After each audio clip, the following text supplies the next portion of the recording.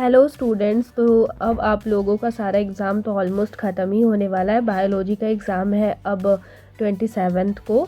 तो उसके लिए अब इम्पॉर्टेंट है कि कैसे इम्पॉर्टेंट टॉपिक्स को रिवाइज़ करें, क्योंकि अब ऐसा टाइम ही नहीं है कि हम लोग सब कुछ को पूरा अच्छे से डीप स्टडी कर पाए। अब तक सबकी पढ़ाई तो ऑलमोस्ट हो गई होगी। अब टाइम है, ये जो डेज़ है हमारे पास 9 डेज़, उसको जितना भी हमारा पढ़ा हुआ सिलेबस है उसको रिवाइज़ करने का। तो रिवीजन भी तो ऐसे ही नहीं हो सकता, उसके लिए भी तो एक प्रॉपर स्ट्रैटेजी चाहिए। अगर हमारे पास रिवीजन का एक प्रॉपर स्ट्रैटेजी होगा तभी तो हम लोग एक अच्छे से रिवीजन कर सकते हैं और हमारा जो भी कॉन्सेप्ट है वो सब अच्छे से क्लियर हो पाएगा। तो अभी मैं आप लोगों के साथ एक रिवीजन का जो टिप्स है, ऐसे 9 डेज़ को कैसे परफेक्टली यूज़ करना है, वो मैं शेयर करने वाली हूँ। फर्स्ट ऑफ ऑल ये ज़रूरी है कि हम लोग बायोलॉजी पढ़ रहे हैं तो हम लोग जो भी पढ़ रहे हैं वो एनसीईआरटी बुक से पढ़ें। कुछ भी हम लोगों को उतना रेफरेंस का ज़रूरत नहीं है। और ये बहुत इम्पॉर्टेंट है कि जो एनसीईआरटी है वो लाइन बाय लाइन पढ़ी जाए। लाइन बाय लाइन पढ़ना बहुत इम्पॉर्टेंट है। और डायग्राम तो बायोलॉजी में बहुत इम्पॉर्टेंट है, कोई भी डायग्राम को मिस नहीं करना है। तो अब हम लोग जानते हैं कि कैसे हम लोग पूरा 9 डेज़ को कैसे हम लोग परफेक्टली यूज़ करेंगे।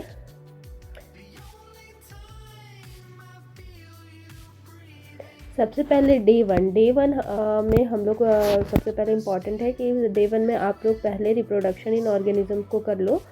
रिप्रोडक्शन इन ऑर्गेनिज्म थोड़ा सा कॉम्प्लिकेटेड नहीं, लेकिन थोड़ा सा डिटेल चैप्टर है, तो पहले यही करके कंप्लीट करो।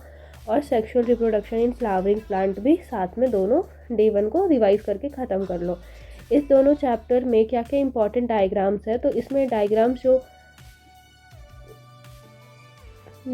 जो इम्पॉर्टेंट है वो है फ्लावर का स्ट्रक्चर। फ्लावर का स्ट्रक्चर जो है उसमें सब कुछ लोकेट करना बहुत ज़रूरी है। सब कुछ में जैसे कि anther, stigma, petals, male reproductive part, female reproductive part, everything. फिर एम्ब्रोयोसाइट का जो एनसीईआरटी में डायग्राम दिया हुआ है वो भी रिवाइज करना बहुत इंपॉर्टेंट है। ये डायग्राम मोस्टली एग्ज़ाम में आते रहते। फिर नेक्स्ट इसमें जो टॉपिक्स है जो बहुत इम्पॉर्टेंट है वो टॉपिक्स है पॉलिनेशन और डबल फर्टिलाइजेशन। डबल फर्टिलाइजेशन जो है वो वेरी वेरी वेरी इम्पॉर्टेंट है। Okay, so next day 2। अब डे 2 में क्या करना है? डे 2 में करना है human reproduction and reproductive health. ये दोनों डे 2 में हम लोग कर लेंगे। और इसमें जो इम्पॉर्टेंट डायग्राम्स है वो है male and female reproductive system. Okay, and इसमें सबसे इम्पॉर्टेंट फोकस होना चाहिए हार्मोन्स पे। जो भी हार्मोन है, टीएसएच है, फॉलिक्यूलर स्टिमुलेटिंग हार्मोन है, एलएच है, जो भी है सारा हार्मोन्स हम लोग पढ़ लेंगे। मेंस्ट्रुअल साइकिल भी बहुत इंपॉर्टेंट है। और contraceptive methods, IUD, intrauterine device and जो भी है आप लोग सब कुछ देख लेना। ये ख़त्म होने के बाद जो डे 3 हम लोग रिवीजन करेंगे principles of inheritance and variation. इसमें जैसे इम्पॉर्टेंट टॉपिक्स होते हैं Mendel's law. Mendel's law important है। मेंडल्स लॉ में प्रिंसिपल्स पढ़ना है, मेंडल ने जो प्रिंसिपल दिया था।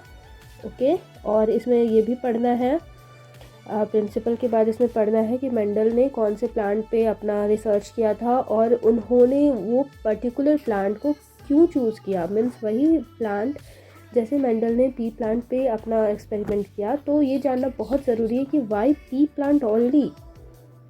ये सब टॉपिक आप लोग मेंडल्स लॉ में पढ़ लेना। फिर नेक्स्ट है जो इसमें इम्पॉर्टेंट है वो है मोनोहाइब्रिड और डाईहाइब्रिड क्रॉस।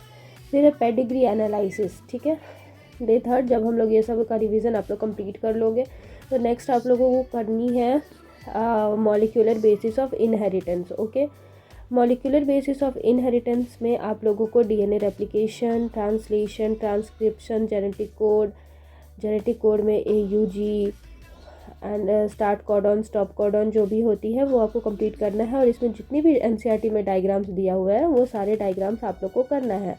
रेप्लिकेशन के डायग्राम्स हैं, फिर ट्रांसक्रिप्शन के डायग्राम्स एंड ट्रांसलेशन के डायग्राम्स हैं। फिर डे 5 में आप लोगों को evolution and human health and disease करना है। ह्यूमन हेल्थ एंड डिजीज़ बहुत इंपॉर्टेंट चैप्टर है और इवोल्यूशन भी। इसमें जो भी है डार्विन्स थ्योरी करना है, जिसमें फिंचेस के बारे में दिए हुए हैं। ये फिंचेस को आप लोग अच्छे से करोगे। फिर एविडेंस क्या था, फिर हेल्थ एंड डिजीज़ एड्स और कैंसर के बारे में आप लोग करोगे। फिर नेक्स्ट है इम्यूनिटी, फिर आप लोग इम्यूनिटी कर लेना इस चैप्टर से। फिर डे 6 आता है। डे 6 में आप लोगों को करना है बायोटेक्नोलॉजी, जिसमें उसके प्रिंसिपल्स आएंगे, उसके एप्लीकेशन आएंगे।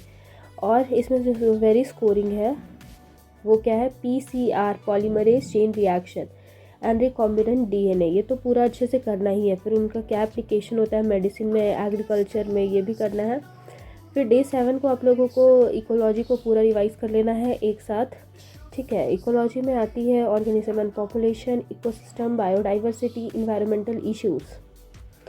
अब ये जो टॉपिक है इकोलॉजी, ये सबसे इजी टॉपिक है क्योंकि इसमें ज़्यादा कुछ एडवांस नहीं है। आप लोग जो भी पढ़ोगे वो इन्वायरमेंट से रिलेटेड होगी, तो इसको रिवाइज करना थोड़ा इजी होता है। और इसका जो वेटेज है वो हाई वेटेज है ये।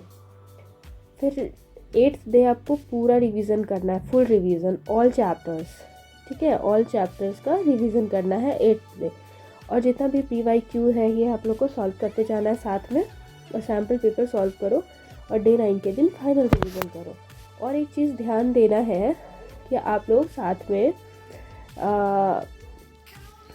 जब भी आप लोग ये सब टॉपिक्स का रिवीजन कर रहे हो तो साथ में आप लोग PYQ सॉल्व करते जाओ, ठीक है। PYQ सॉल्व करना बहुत इंपॉर्टेंट है। उस टॉपिक से रिलेटेड जो भी PYQ है वो सब सॉल्व करते जाओ, अप्रॉक्स 10 ईयर्स का।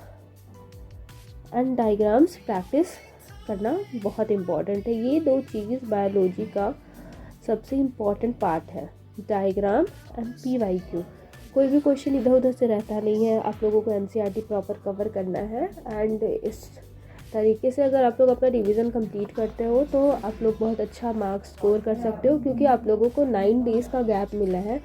और ये 9 डेज़ का जो गैप है वो कोई छोटा टाइम नहीं होता है, 9 डेज़ बहुत ही लंबा टाइम है, ठीक है। Okay, so prepare well, good luck, thank you.